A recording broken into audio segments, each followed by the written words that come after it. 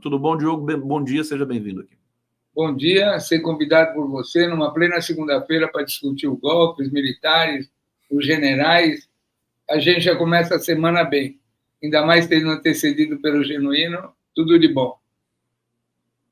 E aí?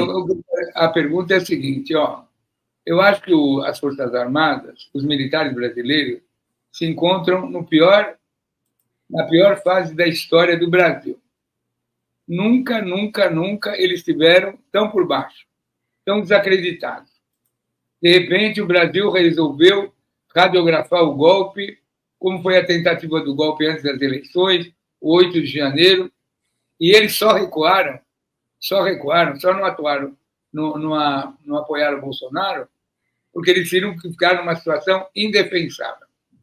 Aquela história do Heleno naquela reunião ministerial, que fala que tinha que fazer um banho de sangue, que não tinha, e o Bolsonaro concordando, as vísceras do sistema vieram a público. As vísceras. Como diz o nosso companheiro da FEPAL sobre a guerra da Palestina, o golpe foi transmitido ao vivo e a cores. Não houve outra alternativa aos militares recuarem. Não apoiaram o Bolsonaro. Deixaram-no exposto com aquele pequeno grupo político que ele constituiu durante a presidência da República. Não que foram poucos militares, mais de 30 mil militares da ativa estavam comissionados em cargo do governo.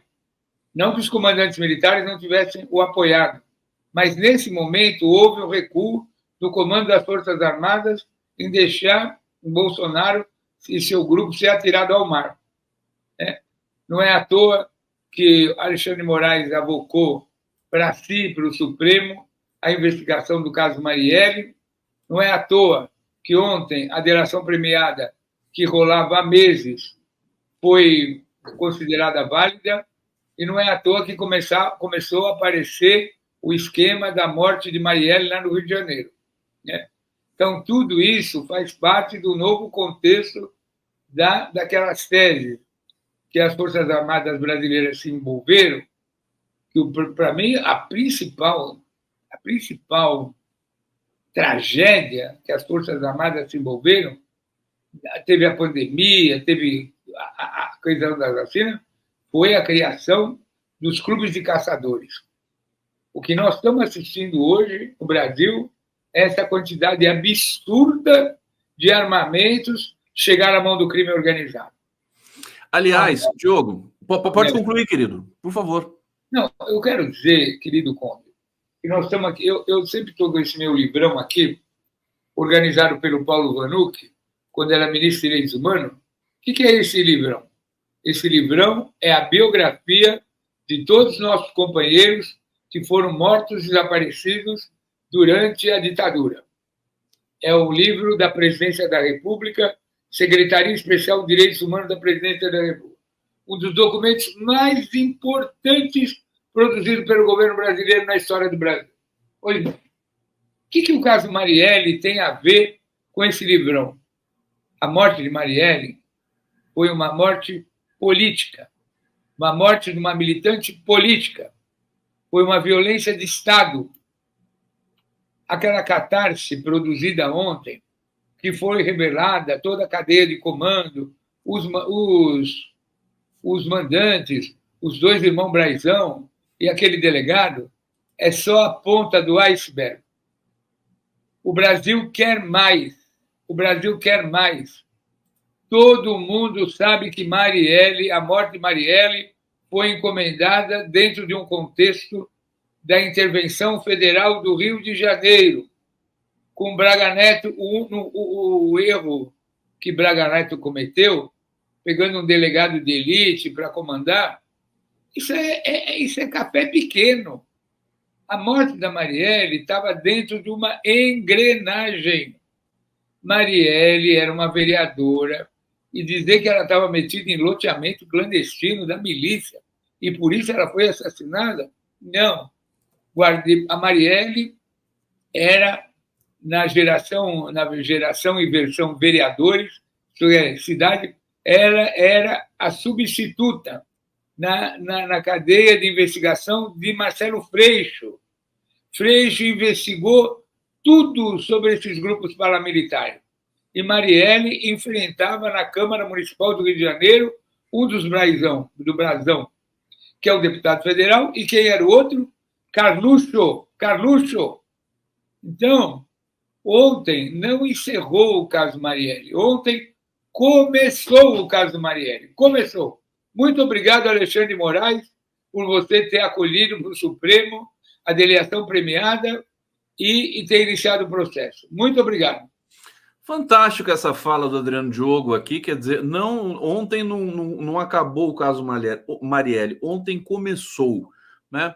Eu acho que os mandantes, de fato, foram apresentados com provas muito robustas e consistentes da Polícia Federal, uma investigação muito profissional, competente, e com um personagem a mais, sobre o qual eu quero que o Adriano diga aqui para a gente daqui a pouco, mas o fato é que abrem-se outras dimensões de investigação. Por exemplo, justamente, Diogo, essa personagem chamada Rivaldo Barbosa, que era o chefe da Polícia Civil do Rio de Janeiro, que abriu, né, o Departamento de Delegacia de Homicídios e, segundo o delator Rony Lessa, pelo Rivaldo, passava autorização ou não autorização para se matar no Rio de Janeiro, né? Durante esse período todo, e famigeradamente, infelizmente, a Marielle estava dentre essas vítimas que ele, inclusive, segundo a Polícia Federal, não só autorizou, como arquitetou, orientou, né? Onde que ela deveria ser morta, em que lugar, que não deveria ser no percurso da Câmara Legislativa e tudo mais. Eu quero saber, você, com a experiência que você tem, quer dizer, é algo quase que sem precedentes na história brasileira, mas que se tornou um pouco a regra, né? Do crime organizado está tão entranhado assim nas instituições, na polícia, no judiciário, no legislativo, né? Queria te ouvir um pouquinho sobre isso. Então, a personagem Rivaldo Barbosa, meu querido. Este era um delegado de elite, uma carreira brilhante, que foi cooptado para o crime e começou a agir.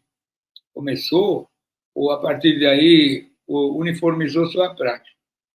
É verdade, não é uma pequena descoberta, não é uma pequena revelação.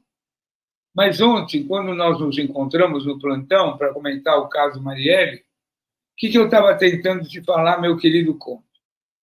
Marielle Franco, embora uma jovem, vereadora de primeiro mandato, era muito combativa. E ela sabia como o crime organizado se organizava no Rio de Janeiro. Ela sabia. Então, quando veio a intervenção militar, aquela intervenção que o general Heleno veio na TV Globo e fez a seguinte declaração: quando há intervenção militar, todas as garantias individuais ficam suspensas e qualquer pessoa que representar perigo ao Estado pode ser abatida. Ele se referia às pessoas armadas nas comunidades. Esta pena de morte, essa antecipação da execução da pena de morte, Marielle estava no pacote. Marielle era o principal polo de antagonismo à extrema-direita, à milicianização, tudo que acontecia no Rio de Janeiro. Era um símbolo. É como o Marcelo Freixo, quando era deputado estadual, representou quando ele fez todas aquelas investigações sobre o BOPE, a tropa de elite. Marcelo Freixo e Marielle Franco são cabras marcados para morrer. A morte de Marielle Franco foi encomendada. E não foi encomendada por esses patetas que apareceram ontem. A morte da Marielle Franco está num outro patamar, numa outra hierarquia, numa outra cadeia de comando. Esses caras executaram comandos de instâncias superiores. Porque na ditadura, já que você quer que fale de ditadura, na ditadura nós cometemos um erro. Sabe qual é o erro que nós, na análise da ditadura, não o erro na ditadura? Quando a gente passou a ditadura, a gente analisava que só as pessoas da resistência política eram resistentes. Que as pessoas das comunidades, como dizem os jovens hoje, os pretos, não fizessem resistência nas favelas. Pois então, hoje, com a minha maturidade, o que eu quero te dizer? Um cantor de rap, um poeta de slam, uma liderança, um Mano Brown da vida, eles são tão revolucionários como pessoas que fizeram opção pela luta política. A luta cultural do povo brasileiro é tão revolucionária ou mais do que aqueles que estão engajados nas organizações políticas. E a Marielle era um misto, um mix brilhante disso, porque ela pertencia a uma organização política, que era o PSOL, era a vereadora e tal, mas era a negra favelada lésbica de comunidade. Ela tinha a síntese da revolução. Ela era a cara da revolução do povo brasileiro. Ela era a cara das comunidades. Por isso que ela foi assassinada. E por isso, quando a gente fala que estão matando jovens aqui em São Paulo, lá no Guarujá, pela Polícia Militar, essas mortes são de encomenda. As crianças que são assassinadas não são auléus, muito provavelmente, são líderes comunitários, são lideranças, são poetas. Então, nós temos que valorizar a história do nosso povo, porque não é toda pessoa do nosso povo que veio das classes populares que chega nas universidades ou que vai para as organizações políticas, que vira vereador, por exemplo. Né? Então, esse é o Brasil. Então, a morte da Marielle representa todos os jovens que estão sendo chacinados no Guarujá, na Baixada Santista, pelo governador miliciano de São Paulo. Né? E o Rio de Janeiro virou um estado miliciano. Você viu que até agora o governador do Rio de Janeiro não se pronunciou sobre o caso Marielle, porque o delegado fazia parte dos seus quadros. Porque o governador do Rio de Janeiro é produto da intervenção militar. E Braga Neto, se Braga Neto fosse a primeira vez que aparecesse seu nome numa coisa escusa, suja, criminosa, ele poderia até se defender. Mas Braga Neto está metido em toda a cadeia de comando do golpe. Ele é um operador de Bolsonaro e de seus filhos, do general Heleno. Então, esta geração já estava pronta há meses. Qual foi a novidade? Qual é a boa notícia? O Supremo Tribunal Federal trouxe lá do estado do Rio de Janeiro, daquela confusão daquele Ministério Público Estadual viciado, ele avocou e trouxe para a República. Então, com todo o respeito que nós temos, a decepção, ontem à noite, foi a declaração dos maiores juristas brasileiros que o caso Marielle estava encerrado. Essa que foi o anticlímax, ontem o governo brasileiro, como se manifestou, bem manifestado, devia dizer: o caso Marielle está começando a ser esclarecido e levaremos até as últimas consequências. Pronto. Fantástica essa fala aqui do Diogo. Você está recebendo aqui a reação intensa aqui do nosso coletivo aqui do bate-papo, no nosso chat. Deixa eu trazer, inclusive, alguns comentários aqui para a gente colocar. E o Diogo caiu, mas ele já deve voltar. Comentários aqui do nosso público. Deixa eu trazer Salma Vilaverde. Boa semana, grande, genuíno, esclarecer, punir e reformar instituições públicas de segurança e justiça. Edson Antunes. A morte de Marcelo Arruda não é menor que a da Marielle. Também tem que ser tratada com rigor. Sheila está dizendo, tenho a impressão de que faltam muitos dados, muitos elementos e muitos outros envolvidos nesse caso da Marielle. O que estamos vendo é a ponta do iceberg, investigação tem que continuar. Noemi Ribeiro Teles, eu também acredito que não acabou diante do tamanho da coisa. Esse é só o começo e tem que ir até o fim, se não pegar todos, pelo menos a maioria, principalmente os grandes. Obrigado, gente, pelo carinho de vocês, pelo engajamento, pelos comentários aqui no nosso chat. Convido a todos, né, que estão nos assistindo aqui para fazer comentários, para dar o like, para participar intensamente na nossa transmissão nesse momento. Paulo Paiva está dizendo aqui, acho estranho que esse Rivaldo, que dizem ser tão poderoso no mundo do crime, tenha caído agora tão facilmente. Não sei se foi facilmente, né? Acho que não foi fácil, né? Será um laranja? Bom, todas as perguntas estão aí. Deixa eu ver aqui por que o Diogo caiu. Pode ser que tenha acabado a energia lá na casa do meu querido Adriano Diogo. O meu próximo convidado já está a postos aqui. Eu só vou aguardar um pouquinho para trazê-lo aqui, apresentar para vocês, para a gente fazer o debate, porque talvez o Adriano volte aqui para se despedir. Então vamos aguardar um pouquinho. Enquanto isso, eu vou trazendo novas informações para vocês. Você sabe que é uma coisa muito curiosa que está intrigando. Aliás, é um recado para os seguidores de Bolsonaro que vêm aqui assistir a nossa transmissão e que eu recebo até, inclusive, com todo carinho aqui. Venham mesmo, porque está ficando difícil para vocês, né?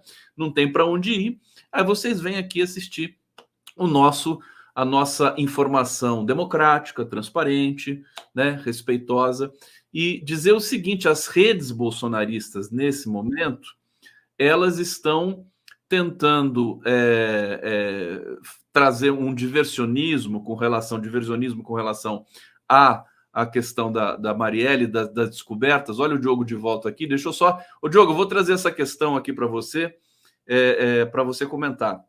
As redes bolsonaristas estão tentando falar do Celso Daniel, da morte do Celso Daniel, do Adélio Bispo, né? Aqueles processos que eles sempre ressuscitam quando a coisa fica feia para eles, mas eles não deviam estar comemorando, porque, afinal de contas, esses mandantes que foram apontados aí no relatório da Polícia Federal, tecnicamente, não são da família Bolsonaro. Tecnicamente. Né? Por que eles estão incomodados, Diogo? Liga teu microfone, querido. Não, eles estão incomodados, primeiro porque o processo está na mão do Alexandre Moraes. Isso para eles é pânico, pavor. Segundo, que eles perceberam que o governo brasileiro não vai obstaculizar, não vai obstruir. Terceiro, que as Forças Armadas não vão proteger mais nenhum tipo de crime. E quarto, a mídia corporativa, o termômetro no Brasil, infelizmente, é a mídia corporativa, a mídia empresarial. A mídia empresarial quer o esclarecimento, o Brasil inteiro quer, mas o grande termômetro é quando a mídia empresarial não começa a dizer que foi coisa partidária, que não sei o quê, e assume o caso integralmente, e assume as versões, eles entram em pânico. Porque essa extrema-direita que sobrevive nas redes sociais sabe que a hora que a TV Globo, a Folha, o Estadão, os grandes meios corporativos e que representam os setores empresariais do Brasil, eles estão isolados. Por quê? Os setores empresariais no Brasil não querem que o Rio de Janeiro, a cidade maravilhosa, o estado do Rio de Janeiro, fique na mão do crime organizado. Isso dá prejuízo para o capitalismo. O capitalismo não quer que isso vire esse El Salvador da vida, esse Equador da vida, essa Colômbia da vida. Entendeu? É um outro patamar. E por mais que o governo brasileiro esteja sendo cuidadoso, cioso e até, em alguns momentos, omisso, as redes sociais bolsonaristas sabem a gravidade. Braga Neto não é a primeira vez que ele aparece num escândalo, ele está metido até o pescoço. A intervenção militar do Rio de Janeiro foi um desastre. Quer dizer, o Rio de Janeiro não está ruim desde agora.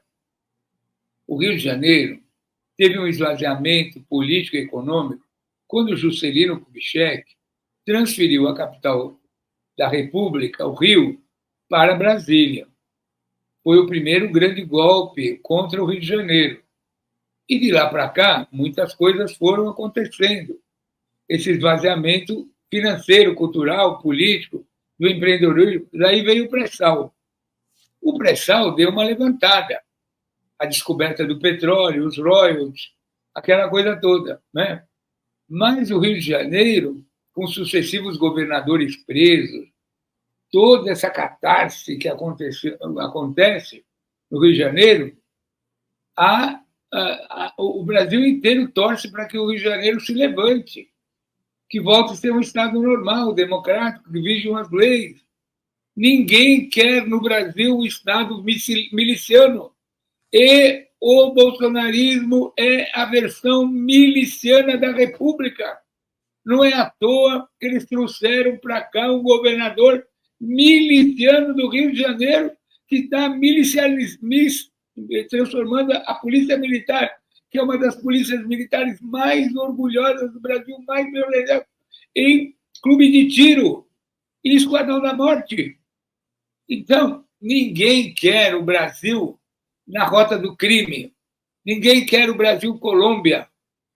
Colômbia antes de Petro, evidentemente. Sim, e mexicanização também. Não mexicanização, Colômbia, El Salvador, Haiti. Né? Ninguém quer isso para o mundo. Com as diferentes visões políticas. Então, o que eu quero concluir é o seguinte: não tem mais lugar para o bolsonarismo no Brasil. Não tem mais lugar.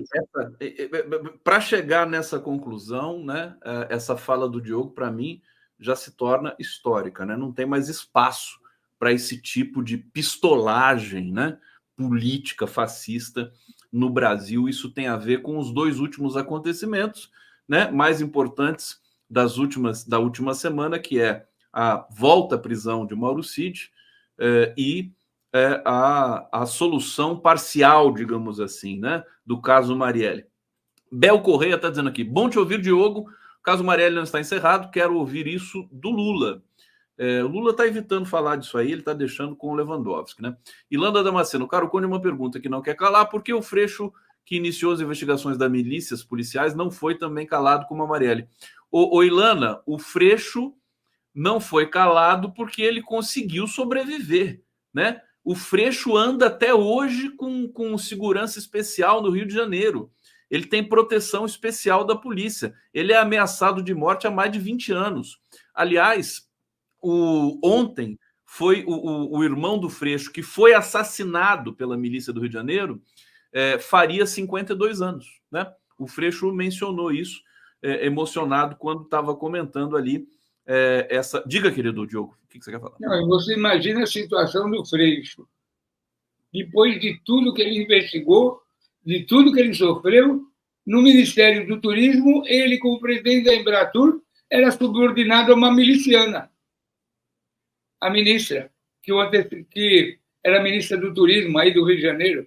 Imagina o risco a ministra, a do Vaguinho, né? A do Vaguinho. Mas foi demitida, né? Era uma situação realmente muito, muito estranha, né? Mas ela saiu, e parece que ela também, né, Diogo? Diogo, olha só, gente, deixa eu trazer reação aqui. A gente está chegando no final desse papo com o Diogo. Paulo Pamplona Frazão, Gustavo Conde, boa semana para todos nós. Para o grande companheiro Adriano, meu agradecimento, os votos de que seguimos adiante, né? Tânia Silva, quanta lucidez na fala do Diogo, obrigada. E o Marcelo Nogueira está dizendo aqui, querido Marcelo Nogueira, está dizendo aqui, o Adriano Diogo é sensacional, não tem conversa mole com ele. O Marcelo Nogueira vai estar aqui conosco na quinta-feira, porque nós temos uma semana, já vou colocar na tela aqui o nosso próximo convidado, Inocêncio Shoa, seja muito bem-vindo aqui. Isso, se enquadra aqui melhor para a gente, querido Inocêncio Shoa, é isso mesmo que você está fazendo. Aí, que maravilha. Bem-vindo aqui ao nosso coletivo. Estou vendo que você e Adriano já são amigos de longa data. Recebemos o Inocêncio, porque nós estamos fazendo aqui, gente, junto com a AJD, a BJD, Transforma MP e entidades ligadas aí à construção da democracia no Brasil, no âmbito dos operadores do direito. A gente tem uma semana especial, Ditadura Nunca Mais. E nós vamos ter relatos, conversas, análises com personagens desse momento da história brasileira, e o meu querido Inocêncio Uchoa é um deles. Inocêncio, passo para você a palavra para fazer uma saudação e para a gente se despedir do Adriano Diogo. Boa tarde, Conde, boa tarde a todos que nos veem e nos ouvem nesse momento, e boa tarde especial para o Adriano Diogo. Eu estava aqui ouvindo, né, a sua participação extraordinária, uma experiência fantástica. Eu assino embaixo todas as coisas que você falou, inclusive de que a Marielle Franco ela não foi assassinada porque tinha conflitos lá. Isso era um problema, naturalmente, né? Os grileiros lá, mandantes desse crime, eles estavam incomodados com aquilo. Mas a Marielle foi assassinada porque ela era um vulcão, né? A Marielle seria prefeita do Rio de Janeiro em seguida. A Marielle era uma militante política que tinha toda uma carreira imensa. E o fascismo não ia tolerar mais, digamos assim, mais um Lula na sua vida. O fascismo permitiu que o Lula, permitiu no bom sentido, né? O Lula não merece, talvez seja um pouco incorreto isso, mas enfim, a situação política que não permitiu que os caras assassinassem o Lula. Como assassinaram o Martin Luther King, por exemplo, dos Estados Unidos, que seria presidente da República lá. Então, o que aconteceu? O Lula cresceu, foi deputado federal muito votado, foi presidente pela terceira vez, um grande... Hoje não dá mais. Então, evitar que uma Marielle se torne um Lula lá na frente. A morte da Marielle, do meu entendimento, foi uma morte política. O sistema mandou... Acaba com essa moça aí. Tira da gente esse grande problema. Inocêncio Uchoa. Querido Diogo, deixa eu agradecer você imensamente por sua presença sempre luminosa aqui. Conexão fantástica do Adriano Diogo. Parabéns. E a gente se encontra ao longo da semana. Diogo, o recado final teu para a gente seguir aqui com o Uchoa. O Uchoa representa esse grupo lá do Nordeste, Cajá, não sei se o Uchoa, grande juiz, seu menino virou seu filho virou um tremendo articulista, bom, enfim. Esse é o pessoal da resistência democrática do Nordeste, da geração de Dom Helder Câmara e tantos outros combatentes. Muito obrigado, Inocêncio Uchoa. Conde, estamos na luta.